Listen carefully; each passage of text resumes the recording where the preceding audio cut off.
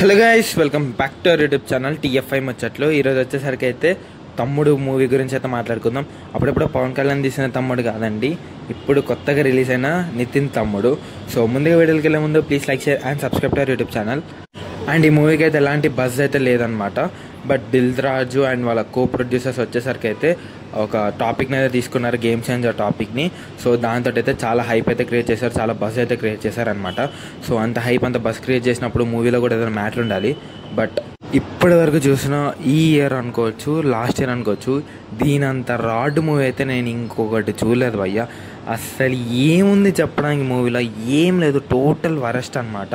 Hype ఎలా create చేయాలో తెలియక అవి ఇవి టాపిక్స్ తీసుకొచ్చి అయితే కొంచెం హైప్ అయితే క్రియేట్ చేశారు. బట్ యూజ్లెస్ అని చెప్పుకోవచ్చు.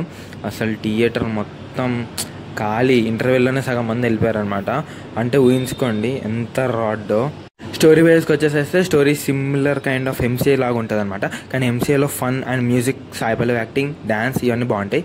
బట్ ఇక్కడ టోటల్లీ ఆపోజిట్.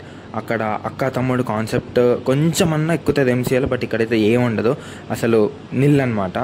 అండ్ ఒక ప్లాట్ ఉండదు, ఒక స్టోరీ రైటింగ్ ఉండదు, ఒక విఎఫ్ఎక్స్ లేదు, మ్యూజిక్ లేదు, ఏం లేదనమాట. అసలు చెప్పుకోవడానికి ఏం లేదు. అండ్ ఇంకోటి ఏంటిదంటే ఇది సగం సగమే షూటింగ్ చేశారు, సగం విఎఫ్ఎక్స్ అనేది కవర్ చేశారు. అయితే మీరు ఈజీగా అయితే కనిపెట్టగలుగుతున్నారు ఏది విఎఫ్ఎక్స్.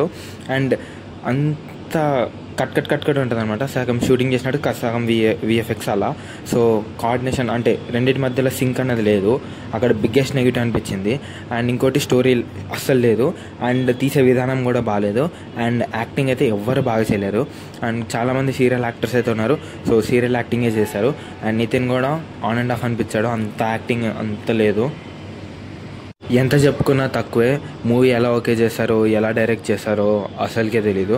అండ్ ఇంత కాంపిటీషన్లో ఈరోజు ఎలా తీస్తున్నారు మూవీస్, ఇలాంటి మూవీస్ ఏంటో నాకేం అర్థం కావట్లేదు. అండ్ ఈ మూవీకి నేను ఇచ్చే రేటింగ్ వచ్చేసరికి అయితే 0.5/5. ఇది నా లోయెస్ట్ రేటింగ్ ఇప్పటి వరకు నేను యూట్యూబ్ ఛానల్ క్రియేట్ చేసినప్పటి నుంచి. సో మీరేమనుకుంటున్నారో కామెంట్ చేసేయండి. అండ్ మీకు మూవీ చూస్తుంటే మీరు ఎలా అనిపించిందో కామెంట్ చేసేయండి. So please like, share and subscribe to YouTube channel. Thanks for watching.